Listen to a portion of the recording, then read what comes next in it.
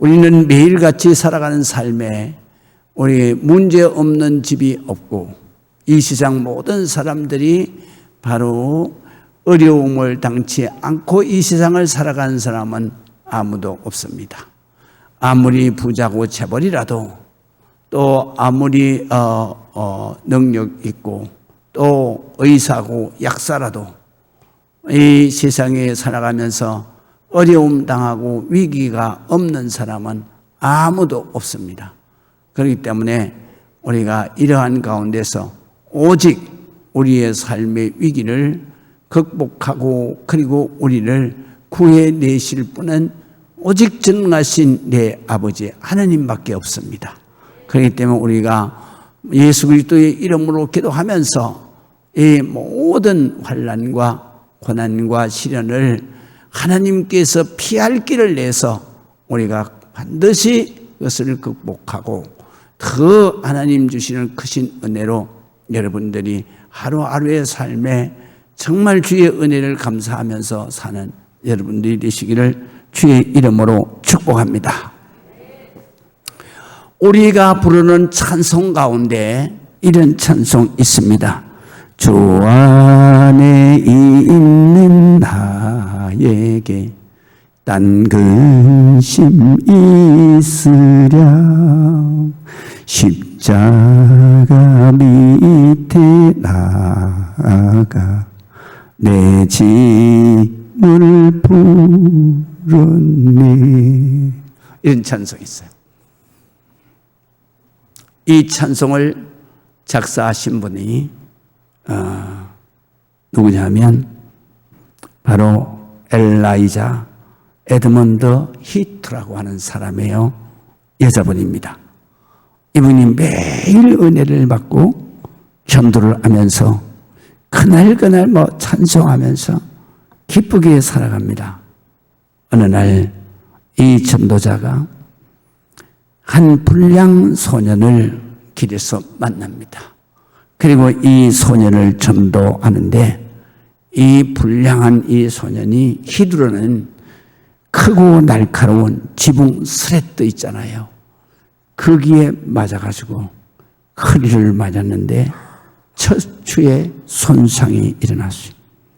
그래서 움직이지도 못하고 병원에 실려가서 7개월 동안 꼼짝도 못하고 병상에서 매달린 채 그렇게 치료를 받고 있었습니다. 그는 누워서 움직이지도 못하고 꼼짝도 할 수 없는 매일매일의 투병의 삶을 살면서 고통 중에 고통을 당하고 있었습니다.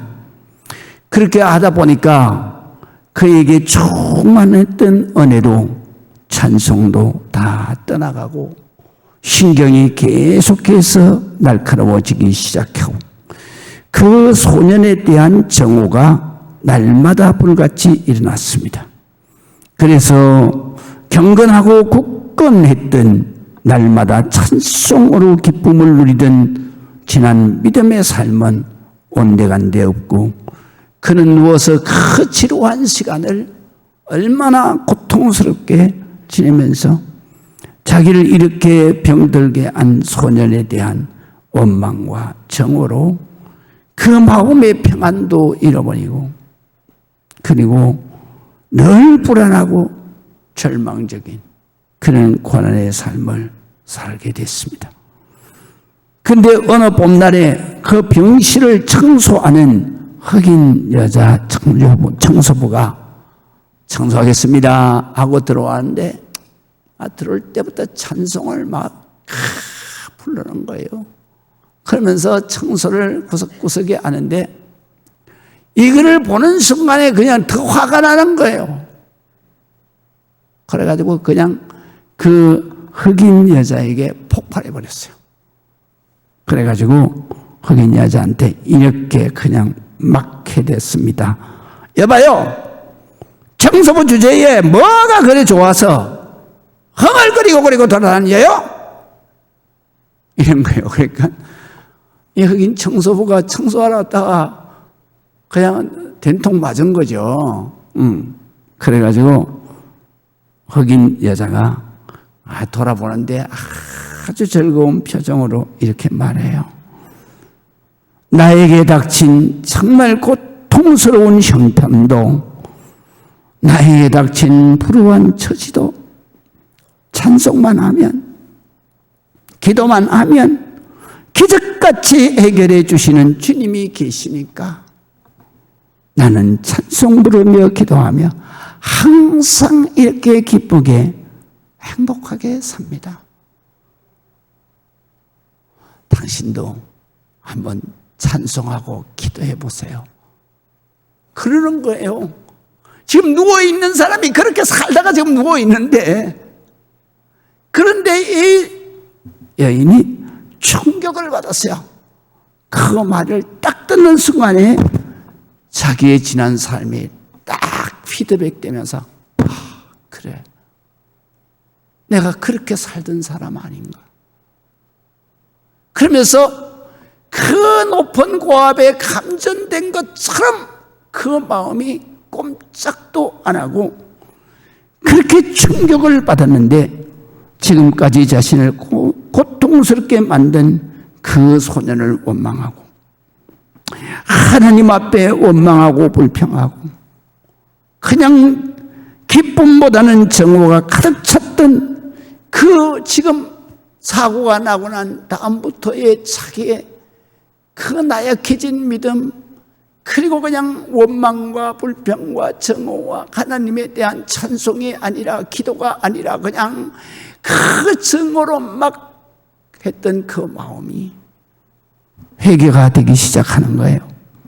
그래서 그 소년도 자기가 회개하면서 그 소년도 위해서 기도하고, 그 소년의 향한 그 악한 감정이 다 용서해 주면서, 그러면서 원망이 사라지고, 그리고 불평했던, 정오했던 그 마음에 가득 찬 미움이 회개하기 시작하는 거예요.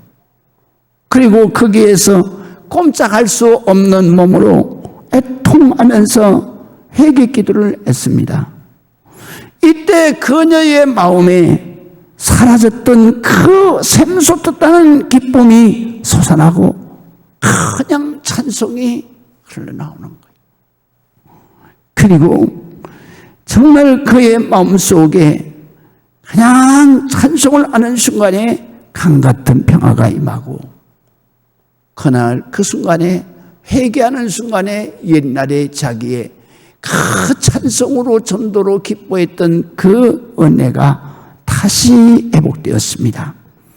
그리고 날마다 기쁨으로 기도하면서 움직일 수 없는 몸으로 찬송하기 시작을 했고, 그렇게 하다 보니까 바로 자기의 몸에 그렇게 고통을 주던 그 악화만 되어갔던 그 척추가 급속하게 치료되기 시작하는 거예요. 그래가지고 자신도 모르는 사이에 모든 척추의 고통이 깨끗하게 씻은 듯이 사라져버렸어요. 그리고 그녀는 기적적으로 완쾌돼서 회복되어져서, 그래서 이제 퇴원을 하게 되고 집으로 돌아오게 돼요. 돌아오자마자 그녀는 펜을 들고, 그때 그 흑인 여인이 말을 할 때 자기에게 충격적인, 정말로 고압에 감전된 것처럼 충격을 주시면서 주신 은혜, 그때의 눈물로 회개하면서 그 기도했던 것을 정리한 거예요. 그래가지고 찬송을 만들어서 부르기 시작하는 거예요. 그 찬송이 바로 방금 전에 내가 부른 찬송입니다. 그게 후렴은 이렇게 되어 있습니다. 주님을 찬송하면서 할렐루야 할렐루야. 그 다음이 중요해요. 내 앞길 멀고 험해도 나 주님만 따라가리. 나아가리. 여러분들의 찬송이 되시기를 바랍니다. 사람은 말이죠, 누구나 할 거 없이 하루하루 사는 것이 고난이고 고통이고 걱정이고 근심입니다. 이 세상에서 근심 없는 사람 아무도 없고, 정말로 내일이 보이는 사람 아무도 없어요. 언제 어느 때 어떤 일이 일어날지 아무도 알 수가 없습니다.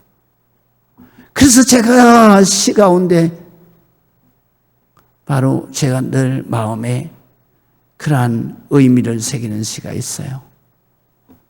저 모퉁이를 돌아갈 때 그때 나는 어떤 모습일까? 바로 이게 우리 인생에 굉장한 의미를 줘요. 우리가 세상 살아가면서 저 모퉁이 참수시장가님은 돌아가. 근데 거기에서 어떤 일이 일어날지는 아무도 모르는 거예요. 저 모퉁이를 돌아갈 때 내 인생이 마지막이 될 수도 있고, 저 모퉁이를 돌아갈 때 내게 어떤 고난이 올지 아무도 알 수가 없고, 저 모퉁이를 돌아갈 때 내 모든 문제가 정말 죽을 것만 같은 고통이 해결될 수도 있고 기적이 일어날 수도 있다. 이것이 바로 우리의 인생입니다. 우리는 예수 믿고 나면 나에게는 고난과 환난과 역경은 다 사라지고 정말로 내 앞길은 창창대로, 형통의 대로, 축복의 대로가 활짝 죽을 때까지 열려지고, 꿈 깨세요. 성경에는 그런 말씀이 하나도 없어요. 그래서 오늘 성경에도 보면 사도 바울이 다메섹에서 예수님을 만나죠. 예수님을 만난 후로부터는 그의 삶은 결코 평탄한 삶이 아니었어요. 하루에도 수십 번 죽을 것만 같은 위기의 순간이었고, 가는 곳곳마다 자기를 죽이려고 하는, 그리고 자기가 예수 그리스도를 증거할 때마다 들고 일어서서 자기에게 그냥 달라드는 그런 수많은 유대인들의 환난과 핍박이 그 앞에 가렸어요. 그럴 때마다 사도 바울은 가서 낙심되어져서, 그래서 집에 들어와 밤을 맞을 때면 주님 앞에 눈물로 기도하죠. 눈물로 기도하는데, 그런데 지난주에 읽은 성경 보니까 사도 바울이 그런 환난을 겪고 그날 밤에 그가 예루살렘에 돌아와서 거기에서 눈물로 기도하는데 주님이 11절에 뭐라고 말씀하세요? 이렇게 말씀하세요. 그 밤에 주께서 바울 곁에 서서 이르시되 담대하라. 내가 예루살렘에서 나의 일을 정언한 것 같이 로마에서도 정언하여야 하리라. 하나님이, 예수님이 힘내라고, 담대하라고 내 곁에 서서 낙심하고 좌절하지 말라고, 너 안 죽는다고, 그리고 내가 여기에서 증거한 것처럼 나 만난, 예수 만난 그 은혜를 로마에 가서 가이사 왕제 앞에서도 네가 증거해야 돼. 그렇게 주님을 만나고 날이 샜습니다. 그것이 바로 12절이에요. 그래서 우리가 12절 보세요. 날이 샘에. 그러면 좋은 일만 있어야 되잖아. 그런데 날이 새자마자 더 엄청난 일이 벌어져요. 어떻게? 유대인들이 당을 지어 맹세하되 바울을 죽이기 전에는 내가 먹지도 않고 바울을 죽이기 전에는 내가 물도 안 마시겠다. 그렇게 동맹 결의한 사람이 40명이에요. 그래 그 사람들이 어떻게 해요? 바로 대제사장들과 장로들에게 가서 말해요.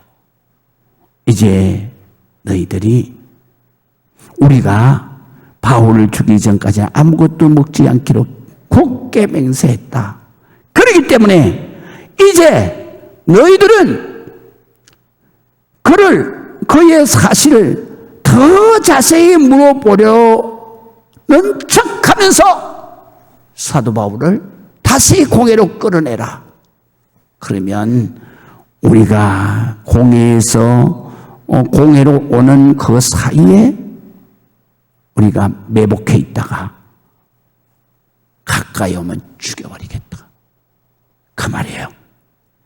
그래서 공회와 함께 천부장에게 청하여 바울을 너희에게로 데리고 내려오게 하라. 우리는 그가 가까이 오기 전에 죽이기로 준비했다. 꼼짝없이 죽는 거예요. 주님이 어젯밤에는 기도할 때는 곁에 나서 걱정하지 마라. 담대해라. 네가 여기에서 간증한 것처럼 이 로마까지 가서 가이사에게 가서 내가 간증할 거다. 그랬으니까 사도 바울이 아침에 일어나면서 얼마나 찬송이 막 신나게 나왔겠어요. 주여 주와 내 있는 나, 이게 그랬을 거 아닙니까? 그랬는데 사탄 막연한 띠에서 공작하잖아요. 40명에서 죽이기 전에 내가 물도 안 마시겠다. 그런 사람 40명이서 계략을 꾸미고 있는 거예요.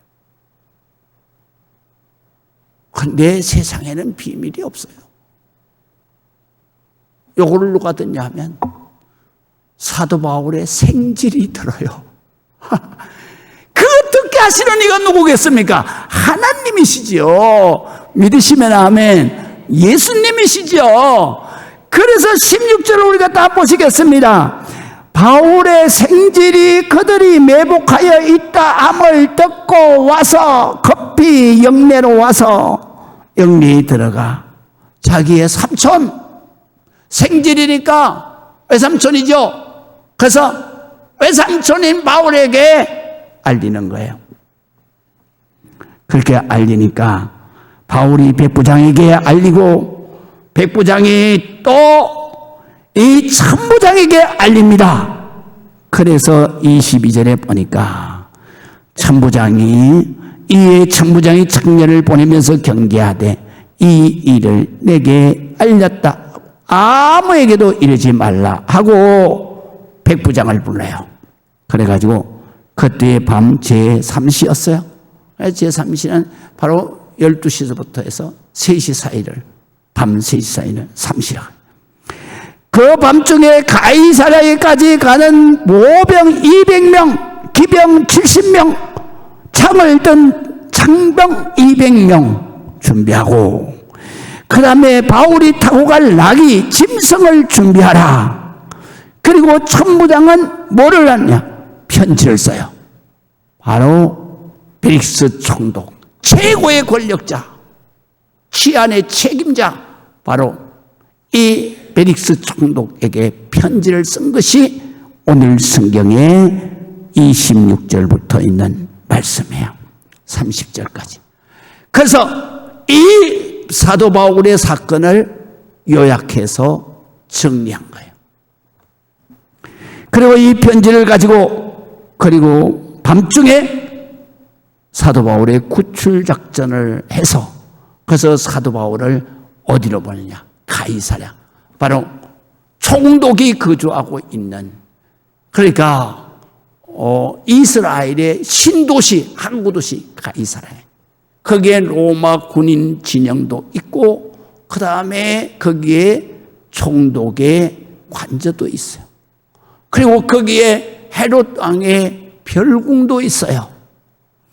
그래서 이 벨릭스 총독이 이야기를 듣고 그리고 사도 바울을 헤롯 왕의 별궁에다가 거기에 앉아 있으면서 사도 바울을 철저하게 지키는 거예요. 이런 역사가 일어나요.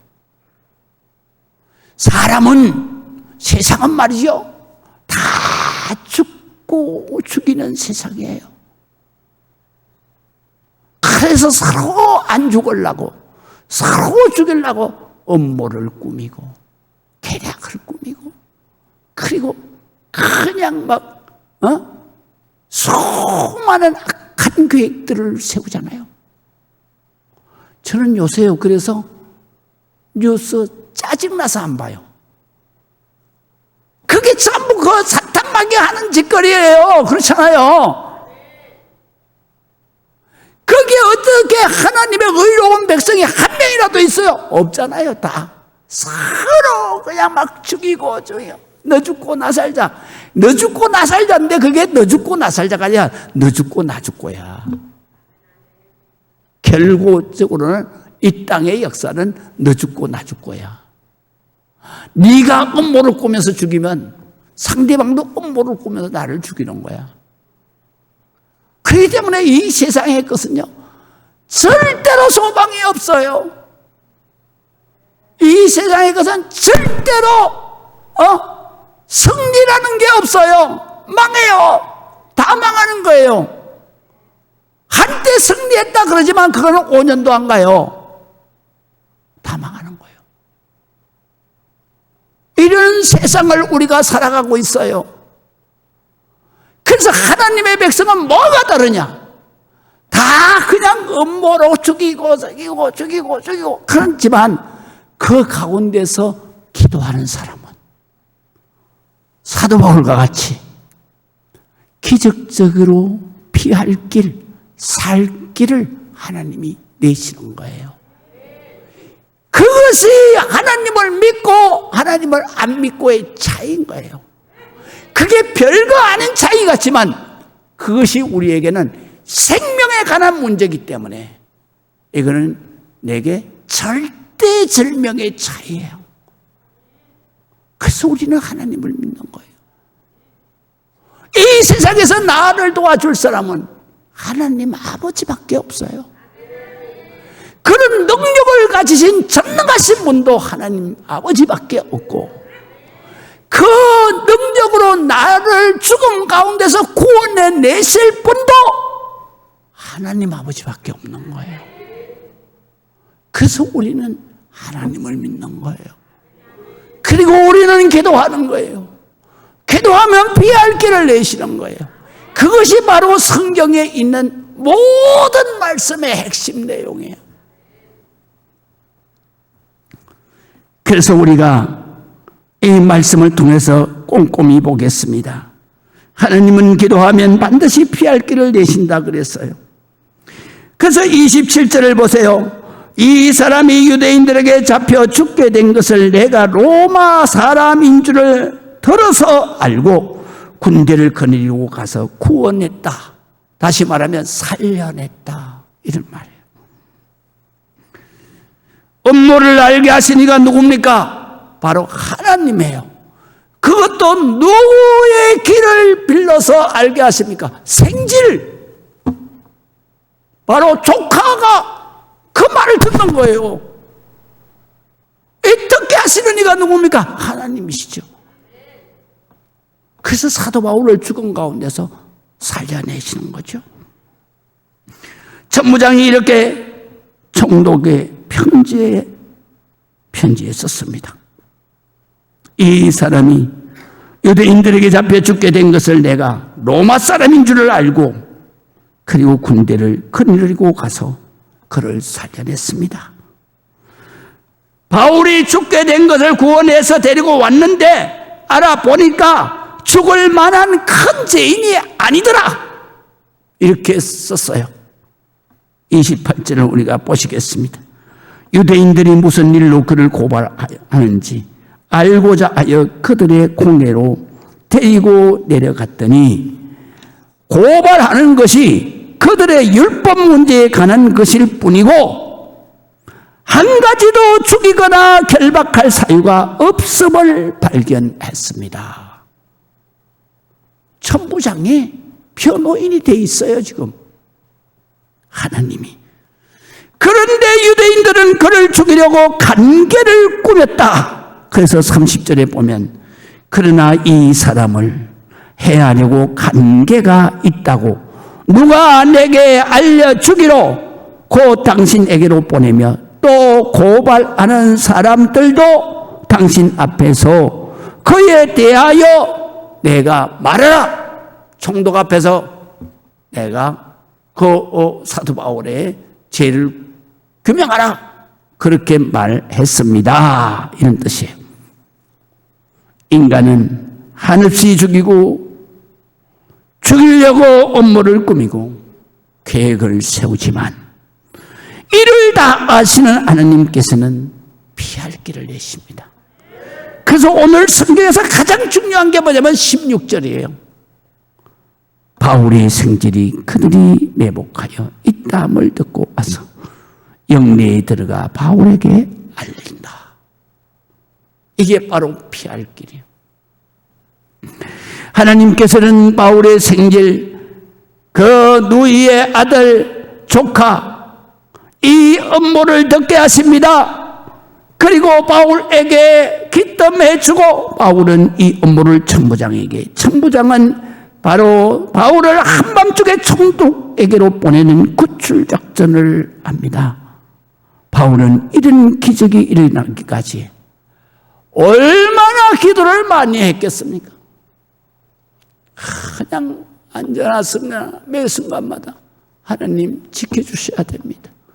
도와주셔야 됩니다. 할렐루야.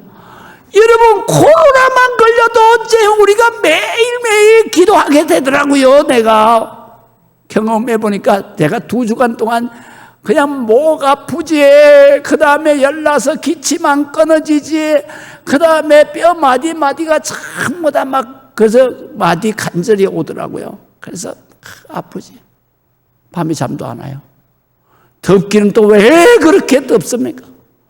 그래서 에어컨을 틀려고 딱 했더니 글쎄 에어컨 또 그때 따라 고장났어. 그래가지고 고장났어. 선풍기를 틀려고 그러니까 바람이 쫙 난 들어오니까 막 기관지가 기침이 계속 드러나는 거예요. 그래서 선풍기도 끄고, 그리고 문을 열어놓으니까 또 모기가 들어와가지고 또 막 헌혈하라고 그러는 거예요. 아, 진짜 뭐 2주간 동안 힘들더라고요. 진짜 힘들더라고요. 근데 저만 그런 게 아니라 요번 코로나는 진짜 독하더라고요. 그러니까 그때 그냥 막 잠은 못 자지. 그러니까 앉아도 주여 빨리 낫게 주옵소서. 할렐루야. 빨리 낫게 해주옵소서. 그러니까 앉아도 기도하고 서도 기도하고 물 마실 때도 기도하고 밥 먹을 때도 기도하고 그렇게 기도하니까 하나님이 낫게 하시더라고. 믿으시면 아멘. 그러니까 우리가 믿는 사람이 기도로 눈을 떠서 기도로 눈을 감아야 돼요. 그럴 때 우리 하나님이 죽을 그 사망의 음침한 골짜기를 다닐지라도 피할 길을 내시는 거예요. 어찌만 그 말을 갖다가 생질이 듣겠냐고. 그게 기적이지. 믿으시면 아멘. 그 수많은 사람들 중에서 극비로 하는 그 말을 어떻게 생질이 듣냐고. 하나님의 역사야. 하나님은 이렇게 역사하시는 거예요. 할렐루야. 이런 일들이요. 그래서 고린도전서 10장 13절에는요 이렇게 말씀하세요. 시험 당할 점에 또한 피할 길을 내사 너희로 능히 감당하게 하시느니라. 피할 길을 내는 거예요. 시험 당할 때는 우리가 사방으로 다 막힌 거예요. 사방으로 우겨쌈을 당했어. 근데 기도하게 되면 하나님이 피할 길을 내시는 거예요. 그러면 열려있는 쪽은 어디예요? 땅도 동서남북 사방도 다 막혔어. 열려있는 쪽 어디예요? 하늘이요, 하늘. 그렇다면 우리의 피할 길은 하늘로 향한 하나님밖에는 피할 길이 없어. 내가 살 수 있는 길은 하나님밖에 없어. 그래서 하나님 앞에 기도할 때 하나님이 피할 길을 내시는 거예요. 믿으시면 아멘. 그게 오늘 성경에만 있지 않아요. 출애굽기에도 역시 있습니다. 우리가 14장을 보면요, 모세가 출애굽을 해서 정말 죽기 살길로 도망쳐서 살 길을 달려왔는데 앞에 홍해가 탁 막혔어. 어떻게 건너야 하냐? 그거를 돌아가려고 그러면 끝도 없이 돌아가야 돼. 그러고 있는데 돌아설 수도 없도록 바로가 600석의 철병거를 때리고 이스라엘 백성들을 끌고 가려고 바싹 따라온 거예요. 앞에는 홍해요, 뒤에는 이스라엘 백성 잡아가려고 하는 바로의 철병거가 가로막혀 꼼짝없이 죽는 도가니든 치신새가 됐어요. 그럴 때 성경 14장을 보면 이렇게 말씀을 하십니다. 14장 10절에 보면 그때의 이스라엘 백성들이 이러한 가운데서 11절에 그들이 모세에게 이르되 애굽에 매장지가 없어서 당신이 우리를 이끌어내서 광야에서 죽게 하느냐. 어디 성경 말씀이 안 뜨니? 죽게 하느냐? 어찌하여 당신이 우리를 애굽에서 이끌어내어 우리에게 이같이 하느냐? 우리가 애굽에서 당신에게 이런 말이 이것이 아니냐? 이르기를 우리를 내버려둬라. 우리가 애굽 사람을 섬길 것이라 하지 아니하더냐? 애굽 사람을 섬기는 것이 이 광야에서 죽는 것보다 낫겠노라. 그냥 이스라엘 백성 300만이 아우성을 치는 거예요. 모세한테 달라들어가지고 우리를 여기서 죽이려고 우리 끌어내냐? 우리가 애굽에서 뭐라고 말했냐? 우리 그냥 놔둬. 나 여기에서 종살이하다 죽을래. 얼른 네가 끌고 와가지고 여기에서 죽게 하는 거 아니냐? 그리고 모세에게 달라들어서 아우성을 치는 거예요. 그때에 모세가 기도합니다. 그 와중에도 그냥 하나님 앞에 주여 이 백성을 보시옵소서 기도하는 거예요. 그랬더니 하나님의 응답이 임하는데요, 13절에서 14절 우리가 한번 보시겠습니다. 화면에 뜹니다. 모세가 백성에게 이르되 너희는 두려워하지 말고 가만히 있어서 여호와께서 오늘 너희를 위하여 행하실 구원을 보라. 너희가 오늘 본 애굽 사람을 영원히 보지 아니하리라. 여호와께서 너희를 위하여 싸우시리니 너희는 가만히 있어. 그냥 가만히 있어. 믿으시면 아멘. 우리가 하나님 앞에 기도하면 하나님은 반드시 피할 길을 주시는 거예요. 그래서 여러분들이 지나온 삶 돌아보세요. 얼마나 죽을 것만 같은 때를 얼마나 많이 넘어왔어요. 그렇잖아요. 그 고개를 얼마나 많이 넘어왔어요. 아이고 나 그때 망했었는데, 그때 나 죽었었는데, 나 죽을 것만 같았었는데. 넘어왔잖아. 뭘로 넘어왔어? 찬송으로, 기도로. 주여 살 길을 주시옵소서. 주여 피할 길을 주시옵소서. 주여 고쳐주시옵소서. 살게 해주세요. 그 여기 왔잖아. 여러분들이 기도하니까 하나님은 그때마다 살 길을 열어주셨잖아. 그리고 하나님은 다급하게 앞서가던 구름 기둥을 뒤로 돌립니다. 그리고 가까이 다가오는 애굽의 철병거를 막아놓습니다. 그리고 모세에게 명령하는 것입니다. 그것이 성경에 15절에서 16절까지 나오는데요. 우리 한번 읽어보시겠습니다. 여호와께서 모세에게 이르시되 너는 어찌하여 내게 부르짖느냐? 이스라엘 자손에게 명령하여 앞으로 나아가게 하고 지팡이를 들고 손을 바다 위로 내밀어서 그것이 갈라지게 하라. 이스라엘 자손이 바다 가운데서 마른 땅으로 행할 것이다. 모세가 바닷가로 나가서 그냥 지팡이를 들고 그거를 갖다 바닷가를 쫙 내미는 순간이 저 홍해 끝에서 동풍이 불기 시작하는 거예요. 그래서 우리 바다에도 나왔는데 용오름이라고 있잖아요. 그 용오름이 쫙 동풍이 급하고 강한 바람이 불면서 그냥 바다를 그냥 저쪽에서 쫙 갈라서오는 거예요. 할렐루야. 얼마나 멋있는 하나님이요. 이스라엘 백성들의 살 길은요, 홍해 위에 있는 것도 아니에요. 애굽 병사들을 다 죽이고 돌아서는 길도 아니에요. 홍해 밑에 있어요. 홍해 밑에 있어요.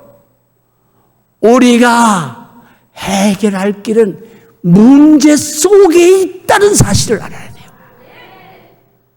하나님이 내시는 살 길도 내게 지금 압박해오는 그 문제 가운데 있다는 거예요. 가운데.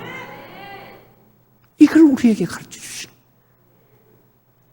문제 가운데서 내 살 길이 있다는 것은 하나님밖에는 해결하실 분이 없다는 것을 말하는 거예요.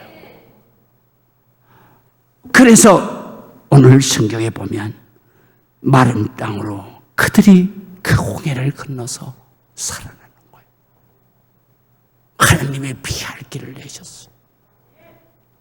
여러분, 기도하면 우리에게도 홍해의 길이 열리는 거예요. 우리에게도 피할 길이 열리고 살 길이 열리는 거예요. 고린도후서 4장 8절에는 이렇게 말씀하시죠. 자, 우리가 한번 보십시다. 우리가 사방으로 우겨쌈을 당하여도 쌓이지 아니하고. 자, 얼마나 멋있어요. 답답한 일을 당하여도 낙심하지 아니하고, 박해를 받아도 버림받지 않고, 거꾸로 뜨림을 당하여도 망하지 않고, 우리가 항상 예수의 죽음을 몸에 짊어지면, 이건 무슨 말이냐면요, 우리가 사는 것은 예수 그리스도의 십자가의 대 속에 은혜를 입어서 그 은혜를 기도하고 감사하면서 모든 사람에게 그 은혜를 간증하는 것이 바로 예수 그리스도의 죽음을 짊어진 것이다. 믿으시면 아멘. 그래, 그 죽음을 짊어지고 간증하면서 다니는 그 삶은 예수의 생명이 또한 우리의 몸에 나타난다. 우리가 죽을 것만 같은 그 길에 바로 하나님께서 구원의 길을 열어서 우리의 생명이 죽을 게 아니라 바로 살 길을 우리에게 나타내 주시는 것이다. 그래서 내가 예수님 때문에 고난당하고 죽을 것만 같고 힘들고 이런 것들 기도하게 되면 하나님이 바로 우리를 살리시는 피할 길을 내시고 구원의 길을 내시고 살 길을 내셔서 그래서 내 생명의 길이 열려지게 하는 거다. 그렇기 때문에 하나님의 백성은 기도하기만 하면 반드시 역사가 일어나는 것입니다. 사막에 우겨쌈을 당해도 피할 길을 주시는 거예요. 그래서 쌓이지 않게 하시고 답답한 일을 당해서 앞에 안 보일 때도 주님은 우리가 낙심하지 않게 하시는 거예요. 그게 뭐냐? 해결해 주시는 거예요. 어떻게 하면? 기도하면. 우리가 반드시 해결하고 가야 할 큰 문제가 있을 때에는 하나님 앞에 기도하면 반드시 하나님께서 살 길을 열어주시는 것이다. 박해를 받아도 버림받지 않고 내가 끄꾸러뜨림을 당해도 결코 내가 망하지 않는다 이거요. 왜? 하나님이 살아계시니까. 그래서 우리는 가장 고난에 와도 환난이 와도 찬송 부르는 거예요. 주님을 찬송하면서 할렐루야 할렐루야 내 앞길 멀고 험해도 나 주님만 따라가리. 기도하시겠습니다.